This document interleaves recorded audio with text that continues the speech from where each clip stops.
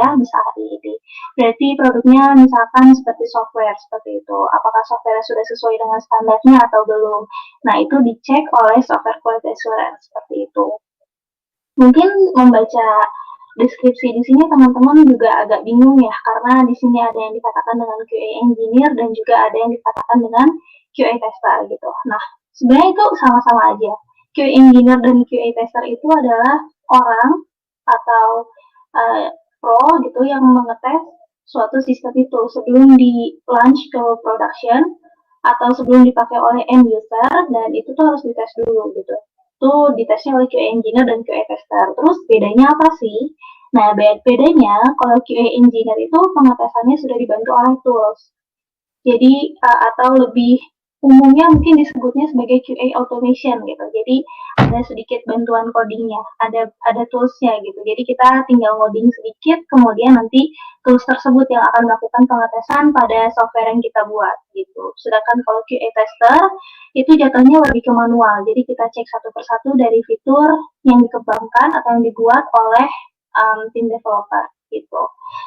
Nah, terus standarnya apa? Standarnya itu ya goals-goals yang ingin dicapainya kayak gitu.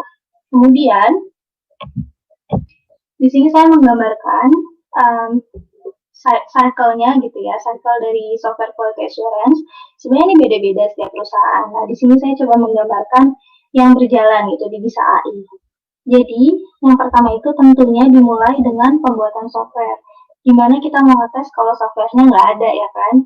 Jadi pertama itu dibuat dulu softwarenya oleh tim developer atau development seperti itu. Kemudian setelah dibuat, setelah selesai, maka akan dilakukan pengujian software oleh SQA, baik itu engineer maupun itu tester. Tapi karena di sini kita sebagai pemula, maka kita anggap saja kita semua ini adalah software quality assurance-nya adalah QA tester gitu. Jadi ini akan dilakukan pengecekan softwarenya oleh QA tester. Nah, setelah dicek, kemudian dapat bugs-bugsnya nih, macam-macam bugsnya kan banyak ya, terus didapat, dikelompokin, di-report, maka akan diperbaiki gitu oleh tim developernya. Dan setelah itu, setelah diperbaiki, maka kita harus melakukan pengecekan ulang. Jadi nggak bisa kalau misalkan ada error nih, terus dibenerin sama tim devnya. Terus kita nggak bisa serta-merta kayak oke, dan kemudian langsung di launching gitu ke end user, itu nggak bisa. Jadi setelah dicek, dibenerin, maka kita harus melakukan pengecekan ulang. Dan setelah itu, setelah benar-benar lulus gitu ya, nggak ada bug sama sekali, atau mungkin bugsnya yang kecil-kecil, yang minor-minor, dan itu masih bisa layak untuk dipakai oleh end user, maka softwarenya akan di launching dan digunakan oleh end user seperti itu. Nah, kemudian di sini ada kenapa sih pengujian software itu tuh penting gitu. Mungkin ada beberapa teman-teman yang masih bingung, sebenarnya kenapa sih harus ada SQA gitu ya. Bisa aja software itu tuh dites langsung sama tim dev-nya, mungkin sama si programmernya. Nah, sebenarnya SQA itu penting banget. Kenapa? Karena di sini sudah dituliskan pengujian software itu penting karena bug atau error suatu software itu bisa mengakibatkan kerugian yang besar atau bahkan dapat membahayakan gitu. Contohnya ini ada nih perusahaan Nissan, pasti teman-teman tahu ya perusahaan Nissan, mobil Nissan gitu ya. Nah, pernah kejadian di mobil Nissan ini, mereka tuh menarik lebih dari 1 juta mobil dari pasar karena gagal softwarenya. Jadi detektor sensornya itu gagal gitu. Nah, telah dilaporkan 2 kecelakaan karena kegagalan software ini. Nah, maka dari itu sebelum di launching ke end user, maka harus di testing dulu oleh SQA gitu, baik itu QA tester maupun QA engineer gitu ya. Nah, untuk software mungkin contohnya gini, kayak teman-teman misalkan pernah pakai suatu aplikasi gitu dari developer manapun gitu ya, terus software-nya banyak bugs-nya gitu, ada force cause-nya, macam-macam kayak gitu. Nah, itu juga merugikan gitu, karena citra perusahaannya juga jadi kurang baik ya, karena banyak bugs-nya gitu. Sedangkan udah dipakai sama end user, nah itu kan kurang baik juga. Nah, makanya pengujian software itu penting. Dan pengujian software kenapa sih nggak oleh tim programmer itu sendiri gitu? Karena ya kurang valid juga ya kalau ditesnya oleh tim developernya itu sendiri, karena ya mereka juga udah capek ngoding, pasti tentunya waktu ngetes itu mungkin mereka buru-buru gitu, nggak semua case bisa dicobain. Karena pengujian itu nggak cuma ngetes yang mulus-mulus aja, kita tuh harus cobain istilahnya mah psikopatnya gitu, jadi harus cobain yang aneh-aneh kayak gitu. Makanya pengujian software itu penting dan harus dilakukan oleh SQA seperti itu, nggak bisa dilakukan oleh programmernya. Kemudian ada berapa macam sih jenis testing?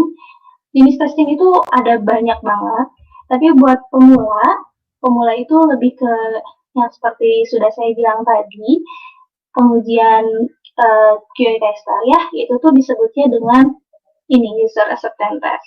Tapi sebenarnya pengujian software tuh ada banyak banget, ada yang namanya stress test, ada yang namanya integration test, pokoknya macam-macam banget. Jadi buat teman-teman nanti mungkin yang kepo lebih mendalam lagi mengenai software quality assurance itu nanti bisa dicari lebih dalam lagi. Tapi karena di sini kita akan membahas tentang pemula, maka yang akan saya bahas di sini merupakan user acceptance test atau UAT.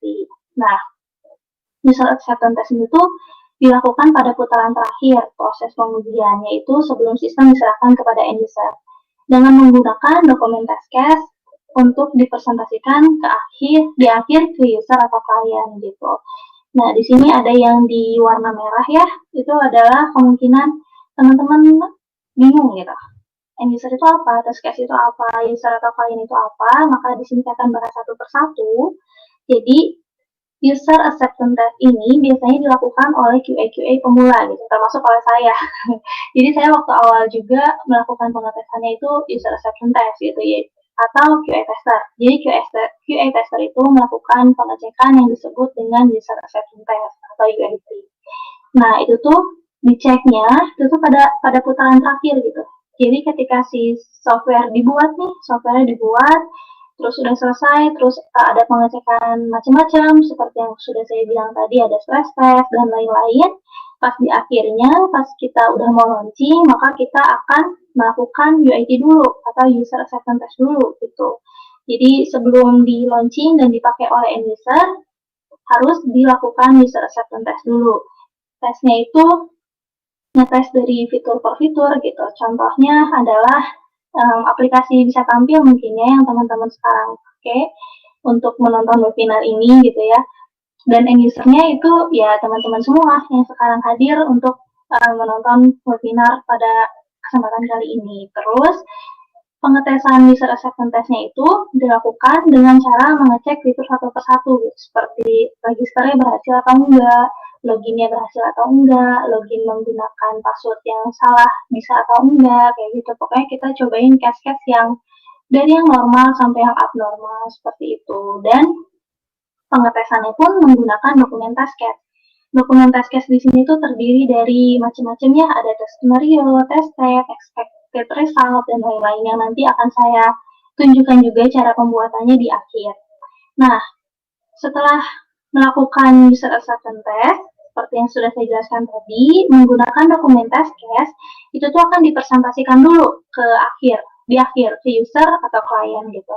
User atau klien di sini tuh mungkin kalau teman-teman ada yang menggunakan Scrum, user atau kliennya itu adalah product owner atau intinya yang merequest aplikasi tersebut gitu. Misalkan bisnis analis atau ya kalau startup mungkin langsung atasannya seperti itu. Jadi intinya yang merequest aplikasi tersebut dibuat. Nah, setelah aplikasi tersebut selesai dibuat, kemudian dilakukan beberapa macam tes sampai akhirnya sampai akhirnya itu dilakukan user acceptance test. Nah, setelah didapatkan hasilnya, maka itu akan dipresentasikan terlebih dahulu kepada si yang merequest aplikasi tersebut gitu. Diperlihatkan ternyata bugs-nya itu masih banyak, misalkan yang lulusnya itu baru 60%. Nah, itu kemudian akan dilanjutkan tergantung kebijakan dari si user atau klien ini mau di launching atau enggak seperti itu. Nah, buat teman-teman nih yang masih penasaran gitu ya tentang testing-testing yang lain, karena di sini hanya dibahas yang mengenai user acceptance test, bisa langsung aja dicek di Ministry of Testing. Di situ banyak banget yang membahas tentang testing, dari yang tester sampai yang engineer juga ada di situ. Jadi teman-teman boleh langsung cek di Ministry of Testing setelah ini dan kepoin di sana, banyak banget juga tips-tipsnya, bahkan dari yang pemula juga ada.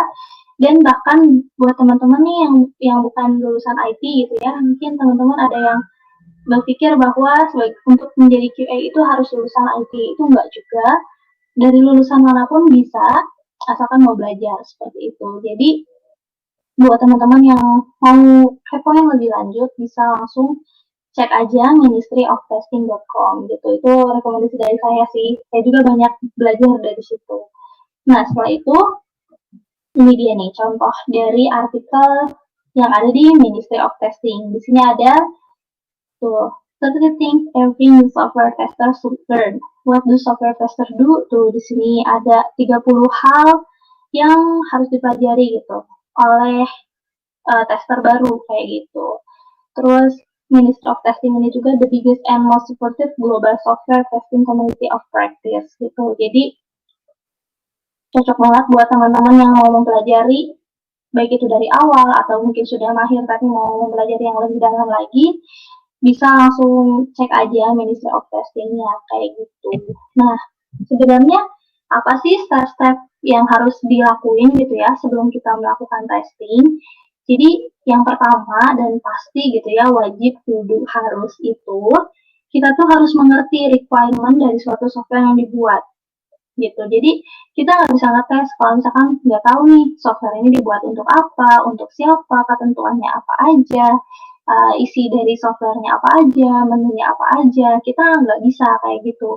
Jadi sebelum melakukan testing, biasanya kita itu mendapat dokumen dari bisnis analis biasanya. Dari bisnis analis itu memberikan dokumen, baik itu berupa BRD, SIT gitu ya, macam-macam. Di dalamnya itu terdapat requirement dari software yang mau dibuat. Jadi sebelum kita melakukan testing, kita harus mempelajari dulu apa saja sih menunya dan ketentuan-ketentuannya seperti itu. Jika kita sudah mengerti nih, kita sudah mengerti tentang requirement-nya, maka kita bisa langsung membuat test case. Seperti yang sudah saya sebutkan di awal ya tadi ya, membuat test case. Nah, test case atau kasus uji itu harus dibuat secara jelas.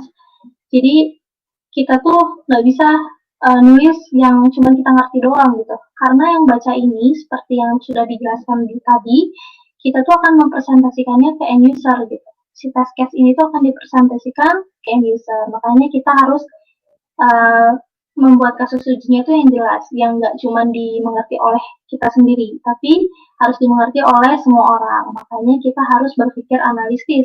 Gimana nih caranya semua orang mengerti test case yang kita buat. Nah, caranya adalah dengan menempatkan diri kita sebagai end user. Seperti misalkan saya mengecek tampil ID yang teman-teman sekarang pakai. Nah, saya itu waktu ngecek, maka saya akan menempatkan diri saya sebagai teman-teman gitu, yang nggak tahu apa-apa, yang nggak tahu requirement-nya, kayak gitu, yang nggak tahu flow-nya seperti apa. Jadi saya harus menempatkan seperti orang yang belum tahu apa-apa gitu. Nah, apakah saya sebagai orang end user ini mengerti cara loginnya, mengerti cara register, mengerti cara join event. Nah, itu tuh benar-benar saya harus memikirkan itu gitu. Jadi walaupun kita sudah mengetahui flow-nya, mengetahui requirement-nya, tapi kita harus pura-puranya nggak tahu apa-apa untuk menulis test case ini gitu. Biar test case-nya jelas seperti itu. Nah, kemudian jika kita sudah bisa menempatkan diri sebagai end user, kita harus menuliskan normal dan abnormal case gitu. Jadi nggak bisa nih yang normal-normal aja. Kalau yang normal-normal aja mah itu bisa dites sama tim programmer ya. Jadi kita harus ngetesnya yang normal dan abnormal. Nah, ini yang harus banget kita tuh berpikir kreatif gitu. Jadi kira-kira apa aja ya user yang bakal dilakuin gitu. Kan kadang ada yang aneh-aneh ya, yang misalkan login tapi passwordnya nggak dipakai, terus misalkan daftar event tapi nggak milih tipe eventnya gitu-gitu. Pokoknya kita tuh harus mikirnya yang kreatif deh, yang kayak gimana aja sih yang kira-kira bakalan dicobain gitu dan dicobain sama user. Dan itu kita harus mikir juga user ini tuh yang pakainya dari segala macam usia ya, dari yang anak muda mungkin sampai yang sudah berumur gitu. Jadi kita benar-benar harus kreatif di sini. Nah, kemudian setelah kita kepikiran nih, udah menempatkan diri sebagai end user dan udah kepikiran juga kira-kira apa yang normal case-nya, apa yang abnormal case-nya, maka kita langsung saja membuat test case-nya. Dengan cara yang pertama itu membuat test step. Nah, mungkin ini nanti akan lebih jelas ketika saya menampilkan contohnya ya. Jadi nanti di akhir saya akan menampilkan contohnya. Tapi test step yang dimaksud di sini itu adalah step-step yang dilakukan gitu untuk melakukan pengujian. Nah, kemudian expected result. Expected result ini tuh hasil yang diharapkan dari pengujian yang akan kita lakukan nanti gitu. Dan kemudian pastinya jangan lupa untuk menuliskan actual result-nya gitu. Gimana sih hasil yang sebenarnya kayak gitu? Apakah ada bugs-nya? Apa mungkin nggak ada bugs-nya tapi kata-katanya salah gitu. Pokoknya kita harus sedetail itu, seteliti itu, dan juga sekreatif itu. Dan jika sudah melakukan testing, maka jika kita sudah melakukan testing itu, maka kita harus mengelompokkan bugs-nya gitu. Jadi kita melakukan testing dulu, kemudian setelah kita menemukan bugs-nya itu kita kelompokin dulu, mana yang masuk mayor, mana yang masuk minor, mana yang masuk intermittent, seperti itu. Untuk yang mayor itu berarti adalah bugs yang besar gitu, jadi yang mungkin mengganggu flow-nya gitu, flow-nya salah, atau seperti kalau register itu di bagian klik registernya error, itu kan berarti menghambat flow ya. Nah, yang kayak gitu tuh yang mayor. Tapi kalau yang minor, itu tuh kayak misalkan notif konfirmasi ketika register itu kata-katanya kurang tepat, nah seperti itu sih, itu yang minor. Jadi sebelum kita memberikan kepada tim developer, maka kita harus mengelompokkan dulu bug-bug yang sudah kita temukan, apakah mayor, minor, trivia, intermittent, seperti itu. Dan setelah kita kelompokkan, maka kita bisa memberikannya kepada tim developer seperti yang sudah digambarkan di sini. Nah, di sini kan kita melakukan pengecekan, kemudian kita juga mengelompokkannya. Setelah kita dikelompokkan, maka kita berikan kepada developer dan diperbaiki softwarenya. Setelah diperbaiki, maka kita melakukan pengecekan ulang, apakah memang sudah sesuai dengan expected result yang kita tulis atau belum. Kalau misalkan sudah sesuai, maka bisa langsung dipresentasikan ke end user, dan jika di ACC bisa di launching gitu. Tapi kalau misalkan masih belum sesuai, ditulis lagi dan dikelompokin lagi sampai akhirnya sesuai kayak gitu. Nah, setelah itu teman-teman juga harus tahu gitu ya, testingnya itu membutuhkan waktu. Kadang-kadang tuh ada gitu yang namanya testing tuh kayak cuma nyoba-nyoba aplikasi doang, bisa kali cepat gitu ya. Tapi giliran ada error, nyalahinnya ke kita gitu. Ini gimana nih error, kok nggak ketahuan sama SQA gitu. Nah, makanya testing itu butuh waktu, nggak bisa cepat-cepat. Karena kita juga harus teliti dan harus nyobainnya tuh berbagai macam case gitu. Nah, setelah ini saya akan memperlihatkan contoh dari test case yang ada gitu. Sebentar ya, saya refresh dulu. Oke, sudah muncul ya. Nah, ini adalah contoh dari test case yang saya buat. Ini untuk keperluan bisa AI. Jadi saya nggak bisa sharing semuanya, hanya beberapa aja. Tapi biar kebayang, saya sharing buat teman-teman yang join hari ini gitu. Ini mahal banget nih, karena nggak bisa di-sharing sembarangan sebenarnya. Jadi, yang pertama dibuat seperti yang tadi kita sudah bahas gitu ya, kita bikin test case. Nah, ini tuh keseluruhan ini namanya adalah test case. Yang pertama kita harus nulis tes skenario-nya dulu seperti ini, melakukan pendaftaran pada Disa e-learning. Pokoknya tes skenario ini tuh teman-teman tulis apa sih yang mau dites gitu, si induk-induknya aja gitu. Kalau misalkan di aplikasi tampil mungkin kayak melakukan pendaftaran pada Disa tampil, kemudian yang ini masih yang normal gitu. Melakukan pendaftaran pada Disa e-learning itu masih normal. Dan setelah menuliskan tes skenario, maka kita menuliskan tipenya. Oh ya, harap diingat juga, sebenarnya setiap perusahaan tuh punya template-nya masing-masing. Tapi secara garis besar yang ditulis tuh ya hal-hal ini gitu. Tapi mungkin untuk formatnya, template-nya itu berbeda-beda. Seperti itu. Nah, ketika kalian pertama menuliskan tes skenario-nya, hal induk apa yang akan kalian bahas, akan kalian tes maksud saya, kalian harus menuliskan tipenya gitu. Yang normal itu disebut positif, seperti itu. Kayak ini, melakukan pendaftaran pada bisa AI e-learning, itu kan positif ya, dan memang harus sukses gitu hasilnya ya, maka tipenya adalah positif, seperti itu. Nah, kemudian yang ketiga, kita harus menuliskan expected result-nya. Nah, expected result-nya itu seperti ini, kita tulis satu-satu. Karena kita sebagai SQA, maka kita harus detail dan teliti. Makanya, expected result-nya juga harus ditulis satu persatu, seperti ini. Berhasil masuk ke website, terus setelah itu berhasil menampilkan halaman pendaftaran, menampilkan syarat dan ketentuan. Pokoknya semua itu ditulis. Dan hal ini bisa kalian tulis sedetail itu dan kalian dapat tuh dari membaca dan memahami requirement produk yang akan kalian testing gitu. Jadi kalian harus benar-benar paham sebelum kalian menulis hal-hal yang ditulis di sini seperti itu. Nah, setelah kalian nulis expected result-nya, kalian juga menuliskan test step-nya gitu. Jadi gimana cara ngetesnya? Gimana cara untuk melakukan testing ini? Cara untuk melakukan testing pendaftaran pada bisa e-learning dan mendapatkan expected result yang seperti ini, maka pengetesannya adalah seperti ini. Seperti itu. Yang pertama seperti masuk website, klik tombol daftar, dan lain-lain. Sampai akhirnya berhasil.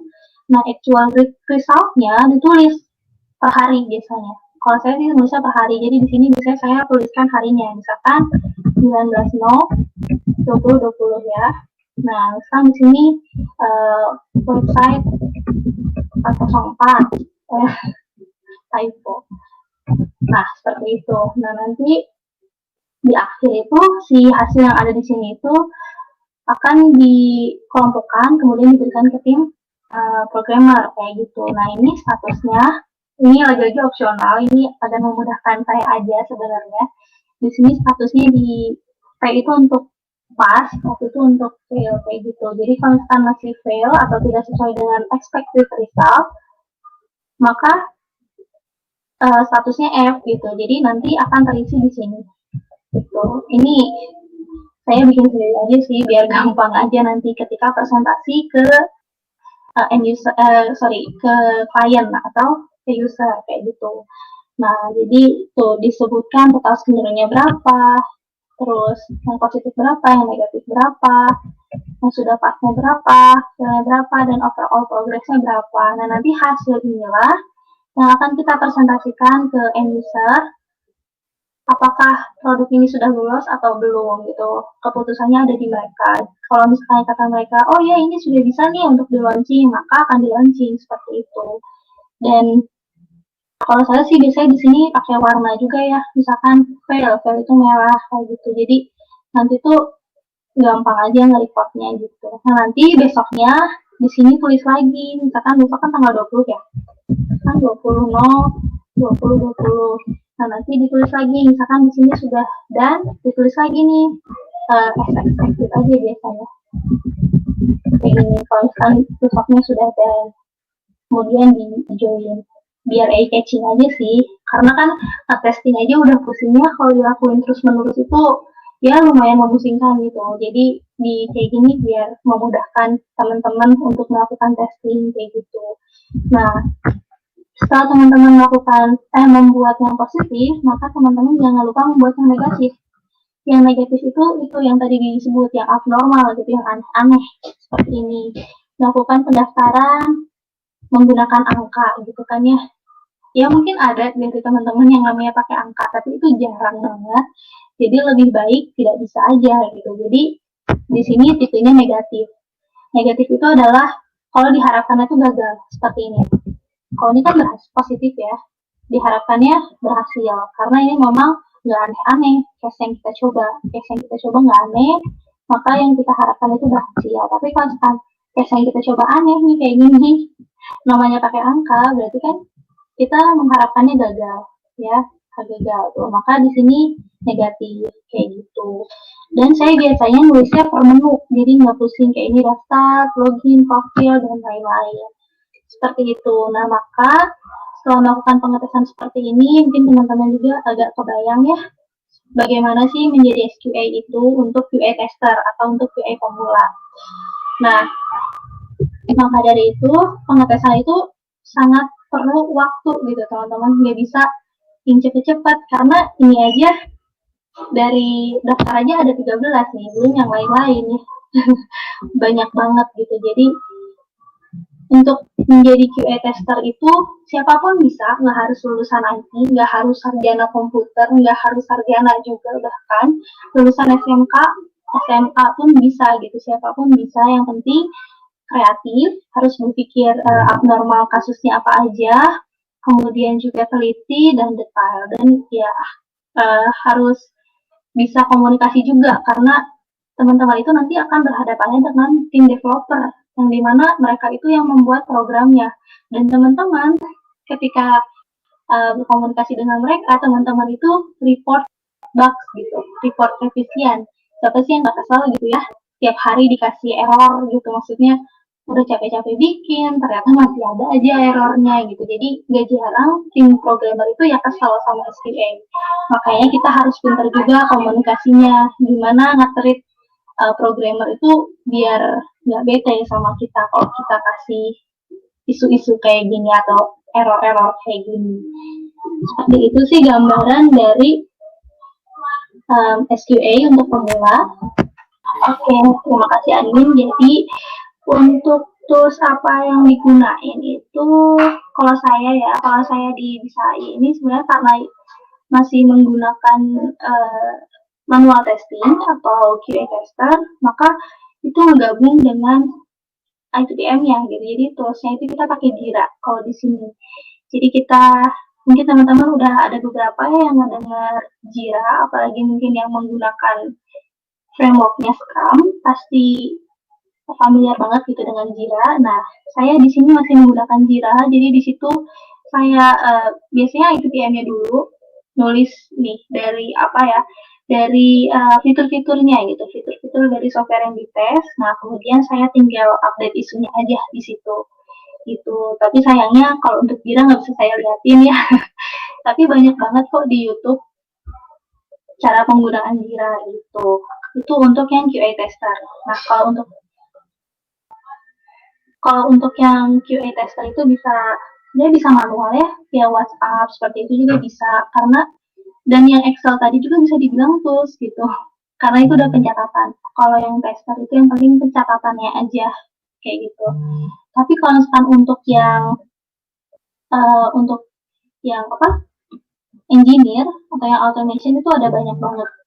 Contohnya itu ada Selenium, ada TestWiz, atau untuk mungkin yang Android ada Appium, terus juga ada Test Complete, pokoknya banyak-banyak sih. Dan itu teman-teman bisa cek aja tadi di Trinity of Testing ya, yang udah saya perlihatkan linknya. Di situ banyak banget pokoknya, teman-teman tinggal dibuka aja, terus disesuaikan dengan bahasa pemrograman yang teman-teman bisa. Karena kalau untuk automation test atau QA engineer itu tuh butuh ngoding sedikit, jadi harus mengerti bahasa pemrograman. Nah, banyak contohnya lah di situ, jadi bisa disesuaikan aja. Mungkin kalau teman-teman sudah mengerti Cucumber atau sudah mengerti bahasa Ruby, itu nanti bisa dipilih aja di situ gitu. Tapi kalau untuk yang pemula, yang penting pencatatannya aja sih tertata gitu. Biasanya gabung sama ITPM ya, jadi pakai Jira atau mungkin pakai Trello untuk kanban ya, untuk kanban boardnya bisa pakai Trello. Tapi kalau misalkan timnya sudah menggunakan Scrum, lebih baik pakai Jira sih, di situ lebih enak kayak gitu. Kemudian ada badan yang berizin layak software untuk bisa launching ke publik. Ini pertanyaannya bagus sih Kang Dodi ya, cuma saya juga masih belum tahu ya untuk badan yang memberi izin itu yang seperti apa. Tapi biasanya yang memberi izin itu, memberi izin layak ya, memberi izin ini sudah layak atau belum itu dari si kliennya, dari usernya gitu, atau mungkin dari bosnya deh. Kalau misalkan startup kan biasanya masih kecil ya, jadi kita komunikasinya langsung sama bosnya atau ITPM-nya gitu. Jadi pokoknya atasan si QA-nya aja gitu. Misalkan kalau saya di sini, di atas saya ada leadernya itu ITPM. Jadi nanti saya akan presentasikan kepada ITPM dan yaitu langsung bosnya bisa AI gitu ya kasarnya. Jadi nanti akan dipresentasikan terlebih dahulu tampil ID misalkan. Untuk software tampil ID itu progresnya atau overall progress itu udah 80% misalkan. Gimana sudah bisa di launching atau belum. Dan jangan lupa juga sertakan isu-isunya gitu. Misalkan 80% dengan 8, tapi list isu minornya 2. Nah, kalau kayak gitu kan dia bisa lolos juga ya. Jadi kita nanti tuh di akhir akan mempresentasikannya gitu ke atasan kita. Jadi yang memberikan itu layak atau enggaknya di atasan kita. Kayak gitu sih kan. Kemudian ada dari Kang Viko, peluang kerja ya. Nah, kalau misalkan dicari kan, coba dicari aja di portal ini ya, kayak Jobstreet dan lain-lain gitu. QA itu banyak banget. Atau mungkin teman-teman ada yang menggunakan Telegram, saya sih sangat menyarankan teman-teman untuk join grup ISQA gitu, Indonesia Software Quality Assurance. Cari aja nanti di Google juga pasti ada. Di situ tuh banyak banget teman-teman QA Assurance. Banyak banget teman-teman Quality Assurance. Anggotanya itu udah ribuan kalau nggak salah. Nah, dari situ aja teman-teman pasti kebayangkan berapa banyaknya gitu yang membutuhkan QA gitu. Apalagi sekarang kita zaman digital yang dimana banyak banget perusahaan yang berlomba-lomba membuat software gitu. Dan tentunya pastinya banyak banget demand-nya, permintaan untuk menjadi QA itu banyak banget. Apalagi mungkin teman-teman yang khususnya lokasinya di Jakarta. Oh, di situ banyak banget. Tapi ya itu, karena untuk menjadi QA tester itu siapapun bisa, jadi saingannya juga pasti banyak. Dan untuk teman-teman yang mau jadi QA sih saran saya lebih diperdalam lagi, mungkin menjadi QA engineer atau setidaknya mengertilah sedikit untuk yang automation-nya gitu. Jadi harus banyak berlatih dan membaca sih. Untuk awalnya ya kita jadi QA tester dulu, tapi harus mempelajari QA engineer. Apalagi pas kita sudah bisa QA engineer, pastinya banyak gitu yang membutuhkan. Oh iya betul tuh Kang, pakai Postman juga bisa untuk ngecek service ya kan. Untuk Kang Rizky ya, metodologi QA. Metodologi QA itu juga kurang tahu sekarang ada berapa banyaknya, tapi karena di sini kita adalah pengujian software, yang saya tahu mungkin teman-teman yang lain kalau ada yang lebih tahu lagi ya bisa sharing juga di public chat gitu seperti Kang Farhan ya itu ya yang menjawab Postman tadi saya kelewat juga untuk sebut Postman. Nah, untuk metodologi QA itu pastinya ada beberapa macam gitu ya, ada banyak banget karena QA itu sendiri aja nggak dipakai cuma di industri IT gitu. Karena kan kadang juga teman-teman melihatnya ada QA QC gitu kan, ada yang macam-macam gitu, jadi ada yang dipakai industri manufaktur mungkin makanan ya kayak gitu. Jadi pastinya banyak banget gitu untuk metodologi QA-nya karena QA sendiri itu luas seperti itu. Nah, cuman karena kita di sini itu adalah software di sini ya, jadi pastinya yang saya pakai sih itu untuk menemukan kegagalan aja sekarang gitu. Jadi QA-nya metodenya ya metode failure testing gitu. Jadi di mana kita mencari kegagalan-kegagalan atau bugs-bugs dari software yang telah dibuat oleh tim developer kayak gitu. Jadi jangan sampai bugs tersebut ditemukan oleh end user yang nantinya dapat menyebabkan tadi dapat menyebabkan ya buruk gitu, citra buruk, terus juga jadi bangkrut juga misalkan gitu, kerugian maksud saya kalau jadi bangkrut. Jadi bisa menimbulkan kerugian dan juga citranya jadi buruk kayak gitu. Jadi sebagai software quality assurance, metodologi yang dipakainya ya untuk menemukan kegagalan atau failure testing kayak gitu kan Rizky. Semoga membantu ya jawabannya. Untuk selebihnya saya kembalikan lagi kepada moderator. Oh ini masih ada, ini satu pertanyaan lagi ya dari Dodi Boydi Jurnarno. Apa bisa software waktu di tahap pengetesan akan memakan waktu lama, padahal software tersebut harus di-launching-kan segera. Nah, mungkin kasih tipsnya, Kak. Oke, siap deh. Oke, untuk teknologi sebenarnya untuk permasalahan ini tuh diaturnya oleh ITM-nya ya biasanya. Jadi ITM itu ketika di awal mendapat proyek lah istilahnya, misalkan kita akan membuat suatu aplikasi ini, misal seperti itu, terus aplikasinya dijelaskan apa saja seperti yang tadi disebut ya, requirement-nya dan lain-lain, maka ITPM-nya itu akan berdiskusi dengan tim developer gitu. Ini kira-kira kita bisa beres kapan? Atau mungkin akan ditentukan langsung oleh si kliennya atau atasan gitu ya, atasan ITPM-nya.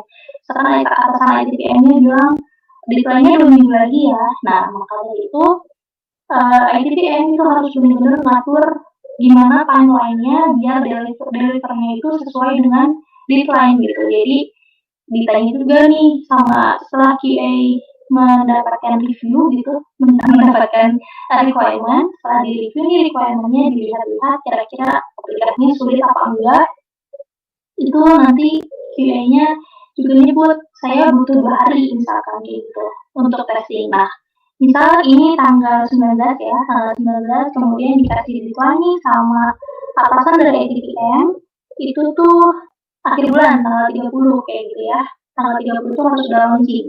Nah, maka sama ITPM-nya itu akan diatur. Pertama nanya dulu ke tim developer kira-kira beresnya kapan dan sebisa mungkin harus ngasih waktu untuk QA nge-testing gitu.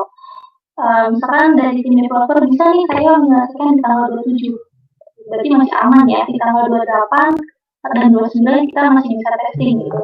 Dan bisa di tanggal 30 kita final membereskan bug-bug yang ditemukan kayak gitu. Jadi intinya itu gimana cara ITPM itu mengatur timeline-nya gitu. Dan biasanya kalau pengetesannya lama sih enggak sih, kan sebenarnya juga nggak akan lama-lama banget, tapi kalau lama ya tergantung ya kendalanya apa dan ini ini tuh sangat terbantu kalau misalkan kita menggunakan Scrum. Jadi setiap hari kalau di Scrum itu dan di Bisa itu menggunakan Scrum. Jadi setiap hari itu kita ada yang namanya daily Scrum gitu. Jadi setiap hari kita report tugas, kita meeting karena sekarang keadaannya COVID maka kita melakukan meeting online. Nah, setiap hari itu kita report kayak gimana gitu. Jadi kalau misalkan nanti ada sekiranya testingnya Maret nih, ngulur waktu, kendalanya apa, nanti akan dicarikan gitu solusinya bareng-bareng. Tentunya itu harus melibatkan ITPM-nya karena itu kebijakan ITPM ya, bagaimana kelanjutannya. Tapi mungkin untuk tipsnya sih, jadi biasanya di awal itu akan diberikan requirement kan oleh business analyst ya, biasanya atau oleh si product owner-nya langsung. Pokoknya yang nge-request untuk bikin software-nya itu dia ngasih requirement dulu tuh dalam bentuk dokumen. Nah, itu tuh nanti akan dibagikan langsung ke leader dari developer dan juga leader dari SQA gitu. Nah dari situ kan udah kebayang nih, oh di situ kan ada mockup biasanya, udah ada mockupnya. Jadi setelah diberikan requirement dan juga mockup, dari tim SQA maupun tim developer bisa mengestimasi ya kira-kira pembuatan software berapa lama dan pengetesannya berapa lama. Nah, sambil menunggu tim developer melakukan pembuatan software, biasanya SQA itu di hari itu juga membuat test case atau test skenario gitu. Jadi kerjanya sih udah dicicil-cicil gitu kan. Dan di daily Scrum itu nanti kita report progress. Jadi dari tim developer pun report progress udah sampai mana pengerjaannya dan biasanya kalau sama ITPM-nya ada ITPM yang sekarang baru beres satu fitur, nanti itu di-build aja, terus langsung dikasih ke tim SQA, nanti langsung di testing gitu, jadi nyicil kita. Jadi itu ya gimana pinter-pinter ITPM untuk menghandle tim untuk timeline-nya sesuai gitu. Jadi kita nggak akan ngaret kayak gitu sih. Semoga membantu ya jawabannya. Dan saya akan kembalikan kepada moderator.